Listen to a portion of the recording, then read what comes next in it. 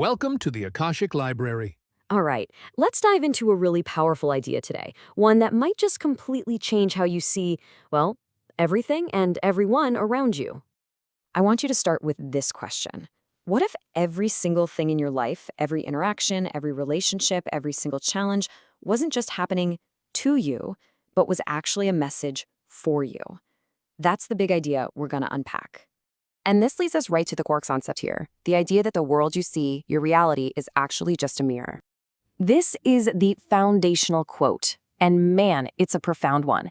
It's basically saying that everything you experience on the outside is a direct projection of what is going on inside of you. So, what does "you pushed out" actually mean? You can think of it like this. Your life is a giant movie screen, and you are the projector. Everything you see out there, the people, the events, the circumstances, is just a reflection of the film reel playing inside you, which is made up of your deepest beliefs and assumptions about how the world works. And this applies to everything. I mean the whole shebang. We're not just talking about the good stuff. Yeah, it's your wonderful partner, but it's also your frustrating job, your salary, and even your debts. It's that toxic ex you can't seem to shake, and that boss who drives you crazy. The entire picture, good and bad, is part of the reflection. Now, when you really start to grasp this idea, something incredible happens. There's this massive shift in your entire perspective. You literally move from a victim mentality, this feeling that life just happens to you and you're at its mercy, to a creator mentality, where you realize life is happening through you. You start to see that on some level, you are creating your own conditions. And that one little shift, well, it changes absolutely everything. Okay, but let's pause, because this is where a huge and totally valid question comes up. If you're creating your reality, does that mean you're to blame for the bad things, for your pain, for trauma, for abuse? And the answer to that is a clear, emphatic, absolute no. This concept has nothing to do with blame. It's all about understanding the huge difference between guilt and responsibility. Guilt is all about looking in the rearview mirror. It's focused on past blame, and it just keeps you stuck and feeling powerless. But responsibility? That's about grabbing the steering wheel right now. It's about recognizing your power in the present moment. It's actually incredibly empowering. And here's the kicker. Once you take responsibility, you get your power back. Because if you had a hand in creating your conditions, guess what? You also have the power to change them. That's the whole point. All right, I know this can all feel a bit abstract, so let's bring it down to earth and look at a real-world example of how this plays out.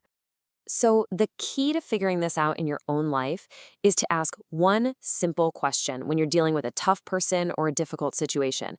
If this person is a mirror, what part of me am I putting in front of it? So in the story from our source material, the mirror was a toxic ex-boyfriend. And I mean, classic stuff. He cheated, he lied all the time, he was super stingy, and just generally treated her very poorly. A really painful situation to be in.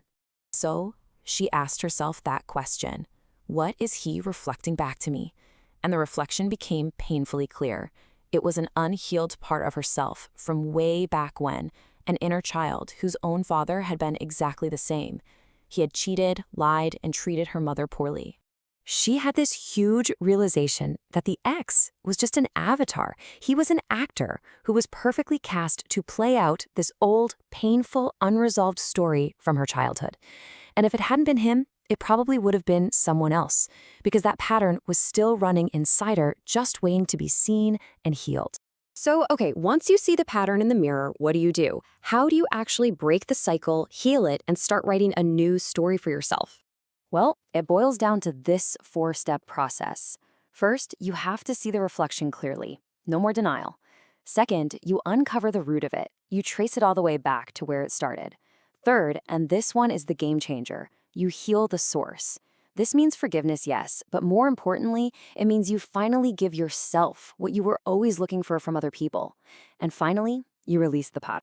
Let's just hang on that for a second. Give yourself what you are seeking from someone else. It's so huge. If you're constantly looking for love, validation, or a sense of security from another person, the real work is to learn how to generate all of that for yourself from within yourself.